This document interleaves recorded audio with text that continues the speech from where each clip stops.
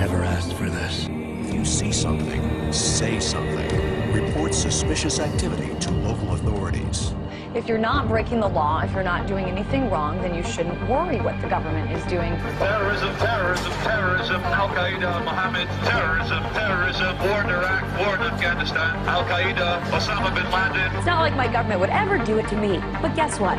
You're wrong. Protest is now illegal in the U.S. Move along, citizen.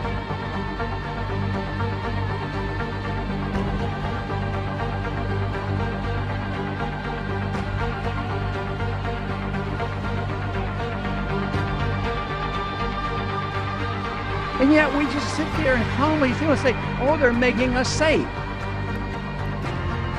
I don't even know whose side I'm on.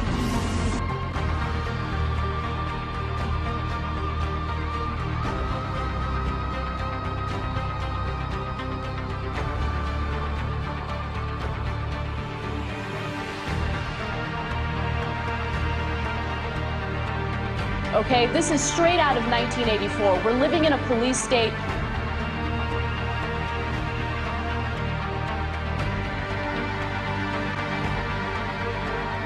I never had a choice of what happened to me.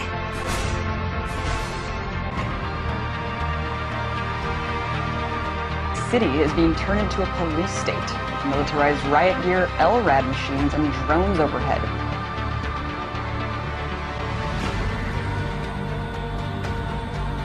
Corporations have more power than the government. Our government now works for the banks.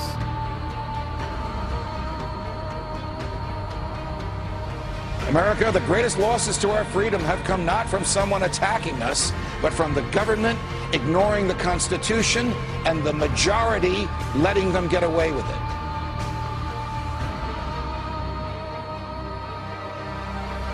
Yeah, we torture. Yeah, we spy on them. Yeah, we do all of this, but it's no big deal. Get used to it. You know what? We're not going to get used to it. Police have opened fire on the crowd. We're all in serious, serious danger.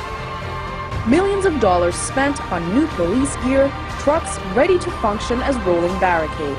What you have here is, this is the wars coming home. If anybody doesn't believe this government is capable of doing these kinds of things, you're out of time.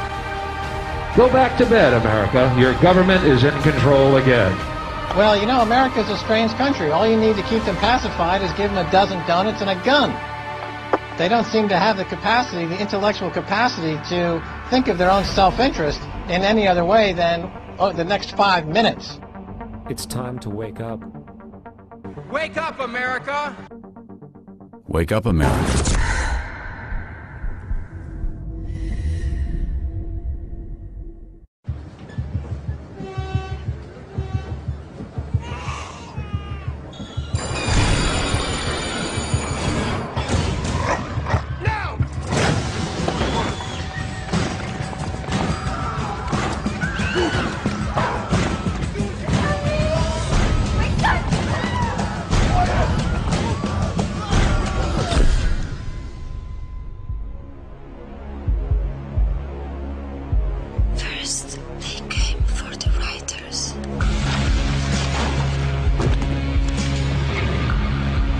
I didn't speak up because I was not a writer. Then they came for the students. But I didn't speak up because I was not a student. Then they came for musicians.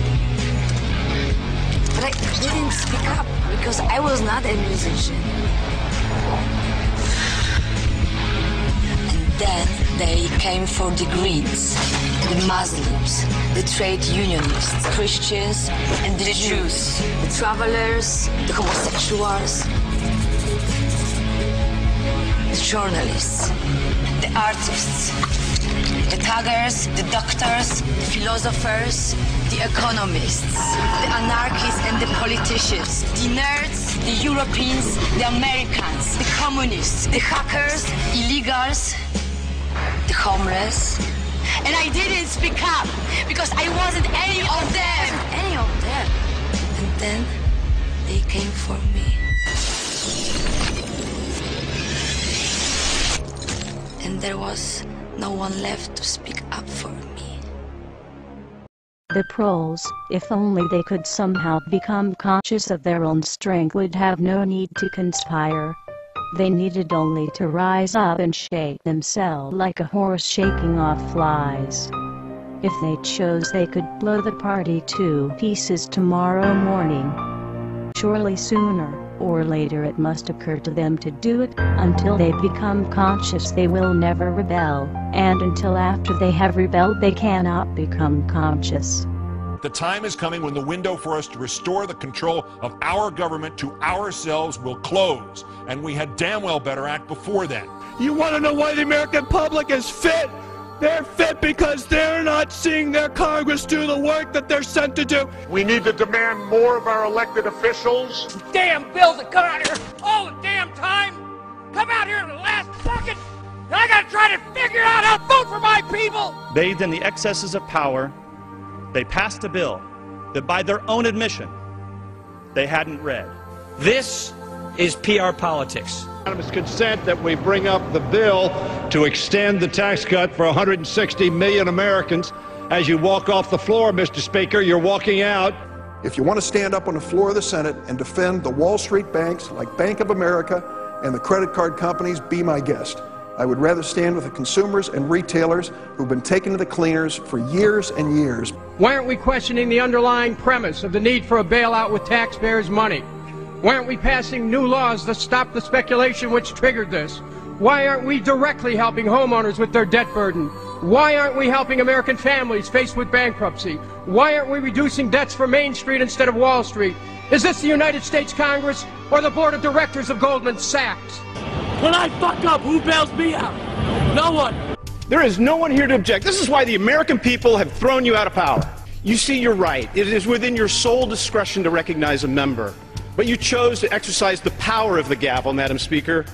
Therein lies the problem. If he's not here to pull off this political stunt, then we should just proceed and this bill should be withdrawn. It is the right thing to do by the American people to stop these tactics. Enough! And make no mistake about it, this is not about national security. But my point about this is a war without end. I'm afraid of giving up the right to trial by jury and hoping that someday they will declare an end to this war and they'll give back the right to trial by jury. Mr. Speaker, a nationwide revolt is developing over the body scanners at the airports, and it should. And we also know there are individuals who are making money off this. They say, trust us. Trust us, the people who brought us Katrina, to be competent in face of a disaster. Trust us, the people who brought us warrantless wiretapping and other excesses eroding our civil liberties. Trust us. Many of us were told in private conversations that if we voted against this bill on Monday, that the sky would fall, the market would drop 2,000 or 3,000 points the first day, another couple thousand the second day, and a few members were even told that there would be martial law in America if we voted no. We're not trying to scare kids. This president's foreign policy is what's scaring the kids of this country. Well, it's the same people that told us Saddam Hussein had something to do with 9/11. Same people that told us Saddam Hussein had weapons of mass destruction. Same people that told us we were going to be able to use the oil for reconstruction money. Same people that told us that we'd be greeted as liberators, not occupiers. Same people, same president that told us the Taliban is gone. Same president that told us that Poland is our ally 2 days before they pull out. Same president that tells us Iraq is going just great. Same president that tells us the economy is going just great. Same people that told us the tax cut was going to create millions of jobs. Same people that told us that the Medicare program only cost $400 billion when it really cost $540 billion. So please forgive us for not believing what you're saying. Please forgive the students of this country for not believing what you're saying. Not one thing about this war that has been told to the American people or that has been told to these college students has been true. Not one thing. Bremer says we need more troops. The Pentagon says we need more troops. And this president can't get them from the international community, there's only one option left. Let's be honest with the American people. Fascism, by definition, is when corporations team up with organized religion and control the government. Do I have to say anything more? Wouldn't you say that we're on the brink if we're not there? We're witnessing a slow and steady takeover of our true freedoms. And now we see the government taking over banks. We see the government taking over car companies, insurance. We're being told what cars we can drive, how much we can make. And now they want to take control of our health care. It's one more attempt for them to put everything that we do day and night under the control of the federal government. Are you willing to sacrifice your freedom for liberty? Well, I say that they're taking away our free will. The American people are being forced to do something they don't want to do. But there really is a difference between us, and it's basically this. We don't think the government should be in control of all of this. We want people to be in control. And that, at the end of the day, is the big difference. What they are trying to do is create an America very unlike the America that has existed for centuries. The thing associated with America, freedom, is precisely what must be destroyed if this is to be turned into a fundamentally different country to suit Obama's vision of the country and of himself. I think he's going way beyond his constitutional powers assigned to the executive branch, which is, by definition, an imperial precedent. Once again, total power in one person's hands, not the American way. He's centralizing power inside the Beltway, taking power and decision-making from families, from individuals, and as a consequence, what he's doing is building an unchecked executive. Now, I hate to point fingers at anybody, but the President administration probably had a lot to do with that. But you know who's responsible for it? We are. Personal responsibility. Where is the outrage to come from? From you. It turns out you're the knight in shining armor. First, you've got to get mad. You've got to say, I'm a human being. God damn it. My life has value. It is time for us to take our country back. The real problem is that the American people have been too submissive. We have accepted the notion that we should be treated like cattle. Make us safe, make us secure, put us in the barbed wire. It's time for the American people to stand up and shrug off the shackles of our government. And the way I see it, they're not going to quit doing it until they bring this country to its knees. So I think we should all rise up and we should stop this administration from what they're doing because they're destroying this country. We, the people, have got to get control back of our country. The American people will revolt. Our government sucks. So what do you say? Maybe we should all just stop paying our taxes and revolt. Because this is bull. When our forefathers wrote the Constitution with the right to bear arms, it was not about hunting and fishing. The Second Amendment, the right to bear arms, is there so that we, the public, if our government gets out of control, we have the ability to rise up and change it. Now, many people have said to me, well, wait a minute. How could we, the citizens, ever stand up to the U.S. government and their entire military might? Well, wait a minute. I got the answer. We threw everything we had at Vietnam, and they were nothing but a bunch of farmers with a few AK-47s, and they withstood it all. Don't ever allow anyone to tell you that it can't be done. It can be done. To the government of the United States, those who make peaceful revolution impossible will make violent revolution inevitable. It is the constitutional right of the people to reform this government as we see fit. Over the past year, we have shown you what we are capable of. You can continue to resist us or you can allow us to exercise our rights. We truly hope you choose the latter so that we can peacefully return this country to the principles it was founded upon and restore power to the people. To the citizens of the United States, it is our goal to reform this current government with your help. We do not want anarchy. We do not want chaos. What we want is to restore power to the people. Governments are supposed to derive their powers from the consent of the governed. Over the next few months, we will be releasing a series of videos detailing our reformation plans. Idea Vote will give every American a voice. We ask from you to use your voices. This new world is not one that we wish to shape ourselves.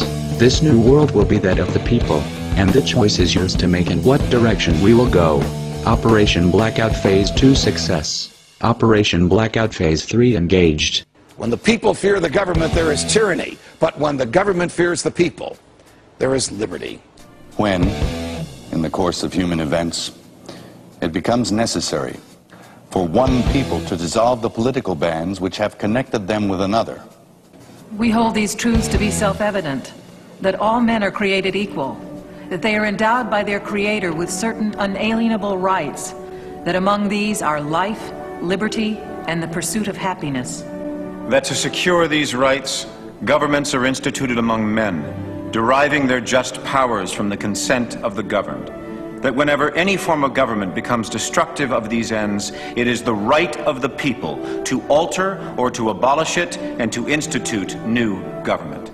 It is their duty to throw off such government and to provide new guards for their future security. He has kept among us in times of peace standing armies without the consent of our legislatures. He has effected to render the military independent of and superior to the civil power. He has combined with others to subject us to a jurisdiction foreign to our Constitution and unacknowledged by our laws, giving his assent to their acts of pretended legislation. For depriving us in many cases of the benefits of trial by jury. For abolishing the free system of English laws in a neighboring province, establishing therein an arbitrary government, and enlarging its boundaries so as to render it at once an example and fit instrument for introducing the same absolute rule into these colonies. In every stage of these oppressions, we have petitioned for redress in the most humble terms. Our repeated petitions have been answered only by repeated injury. A prince whose character is thus marked by every act which may define a tyrant is unfit to be the ruler of a free people. We, therefore, the representatives of the United States of America, in General Congress assembled, appealing to the Supreme Judge of the world for the rectitude of our intentions, do, in the name and by authority of the good people of these colonies, solemnly publish and declare that these united colonies are, and of right, ought to be free and independent states. That they are absolved from all allegiance to the British Crown. And that all political connection between them and the state of Great Britain is and ought to be totally dissolved.